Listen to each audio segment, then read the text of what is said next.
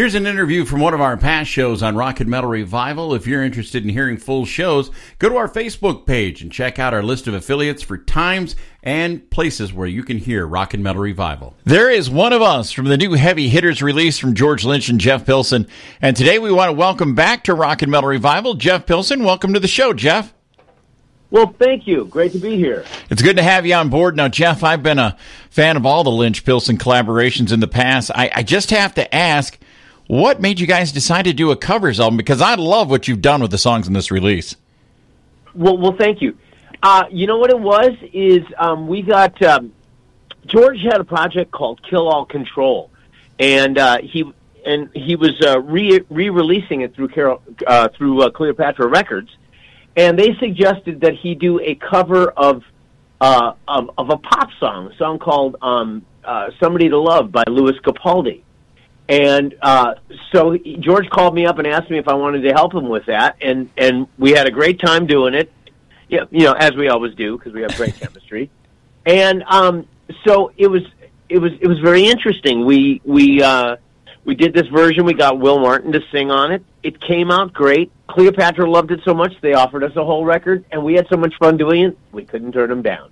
Well, Jeff, I got to know, listening to the album, you or George, who's the big Motown fan?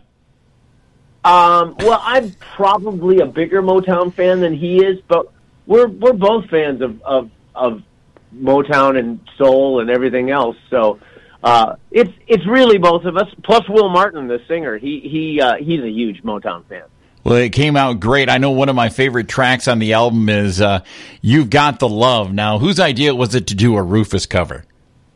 Well, that was both George and I. That's a song that has been floating around between he and I since we first met. You know, we've always loved that song. We've always wanted a chance to somehow either rip it off, which we have a few times on things that I won't tell you what, but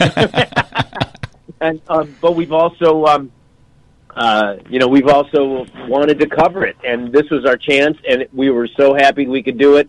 Very cool experience for us. Well, it came out great. And, you know, Jeff, in the last year or so, you've been so involved in two great projects that we play a lot here on Rock and Metal Revival and just love. One of that being the Black Swan release and, of course, the Endgame. Can you tell us about the future of those two projects? As we love both of those releases, and I always hate it when it's always a one and done. Well, neither is going to be. Actually, as far as the End Machine, not the End Game, yep. As far as the End Machine goes, we are doing, we have already completed a second record. It's coming out April 9th. We're starting to put some teasers out for it. The first single and video comes out the end of this month, February. So the second End Machine record, which is called Phase 2, coming out April 9th. Singles coming out soon. It's going to be great. As for Black Swan, Reb Beach and I, Reb being the guitarist from Winger and Whitesnake, who, of course, is the guitarist for Black Swan, he and I were supposed to start writing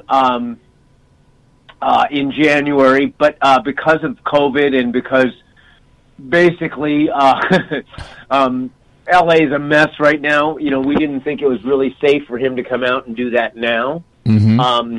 But as soon as COVID kind of relieves itself a little bit, or the vaccine takes place, or whatever can happen, we will probably start writing that, and looking forward to that.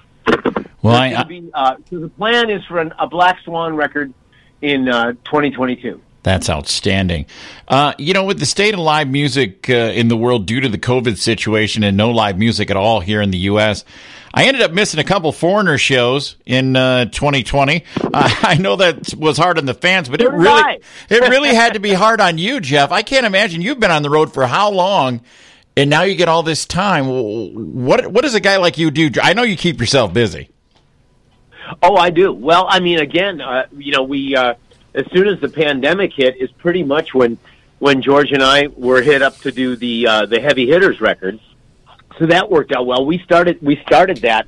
I know we started it before the lockdown. So right around when that happened, right around when the lockdown happened, we had this whole record to do. So that was great. And then we went right from that into doing Phase 2, the new End Machine record that's coming out. So yeah, and plus I've stayed busy with a lot of other projects. Just as many, many little things I can. I did a lot of charity stuff. So I'm staying busy with that. But yeah, you're right. It was a big changeover to have this much time. I mean, honestly, the time at home has been great for me. The problem is I know that for a lot of people, this has just been a horrible, horrible situation. So it's hard to enjoy it like full-on time off. But I try to be grateful for what I got and just try and make the best of it. Now, I was thinking about that. I hear everybody, there are a lot of people are depressed about no live music, and I never realized how much an integral part it played in my life, and I want it back just as bad as anybody. But for someone like you that has been on stage for how many years? I mean, what's it like not having that interaction with your fans? Well, it's a little bit like a drug addict getting cut off, I think. Again, I've tried to look on the bright side and enjoy I have a beautiful studio attached to my house, and I can do full-on records here, and this is kind of the ultimate man cave, you could say.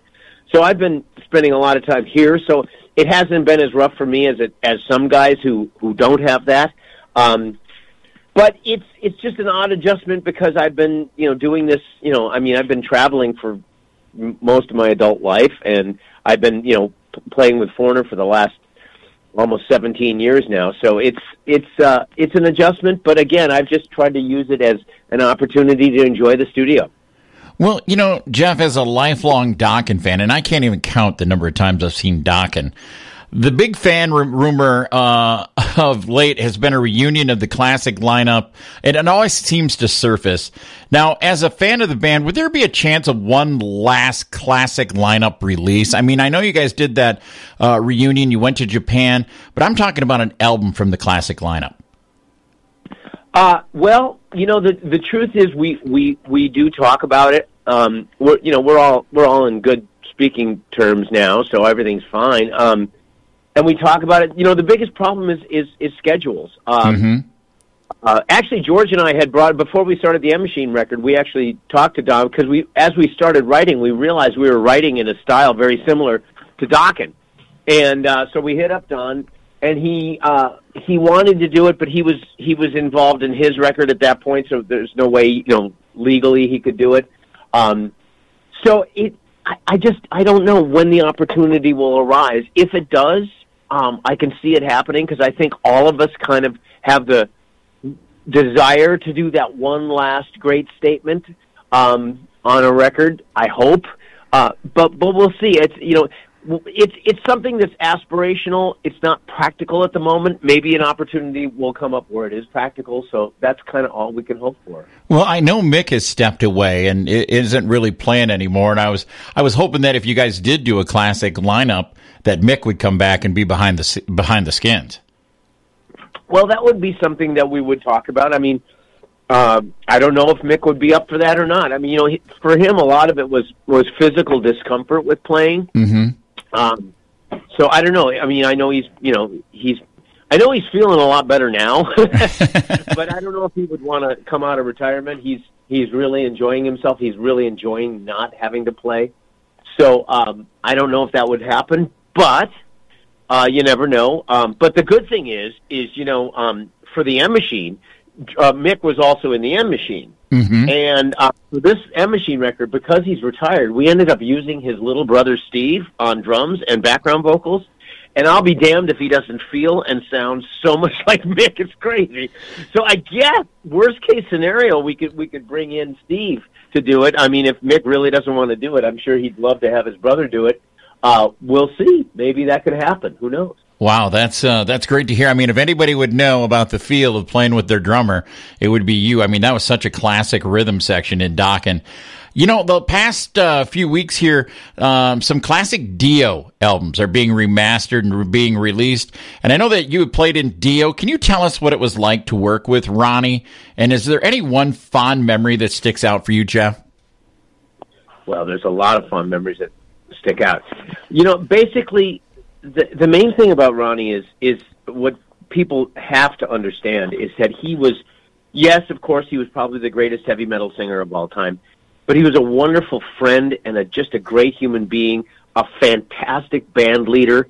He really knew how to make everybody feel involved. Even though he was very much in charge, he definitely knew how to bring everybody's involvement in, and that was very important. And you know, if there's one of my fondest well, I mean, God, I have so many. I mean, actually, the first thing that comes to mind when you say that is all the practical jokes. I mean, we used to do so many practical jokes, and he loved practical jokes. I mean, there was the time that we went in and taped all the furniture of our light guy to the ceiling of his hotel room.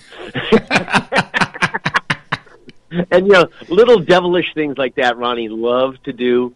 But you know, the thing is, everybody loved Ronnie, and he loved everybody. It was a great thing. He could do practical jokes on someone because he knew that they knew he had their back as well. So, I don't know. I have so many memories, but like I say, what a practical joker he was. That's outstanding. That is really outstanding. Now, Jeff, one more time before we head on out of here, tell us about when the End Machine, when we can start looking for hearing some new music from that. Right. Well, you'll hear the first single and video are going to come out at the end of February. And I believe that's a song called Blood and Money. And you'll be hearing that at the end of February. The album drops April 9th. But I know that they are taking pre-orders and everything at the Frontiers website. So if you go to social media and just look up End Machine, you'll see the information you need. And like I say, the record's coming in April. I can't wait for people to hear it. It's we put a lot of work into it, and we really made a record that I think fans are going to really, really get, be able to sink their teeth into, and we're very excited about that. Well, I know I'm really excited to hear it. And Jeff, as always, it's been a pleasure to talk with you. And we always let the artist pick a song from their catalog of music to go out of the interview with. And you've got a pretty good catalog of music, my friend. So what's your choice? Okay. Wow. That's a tough one. Well, let's take You Got the Love off of the Heavy Hitters record. All right. I can do that. Jeff Pilson, as always, is a pleasure having you here on Rock and Metal Revival. Well, thank you so much, man. I really appreciate it.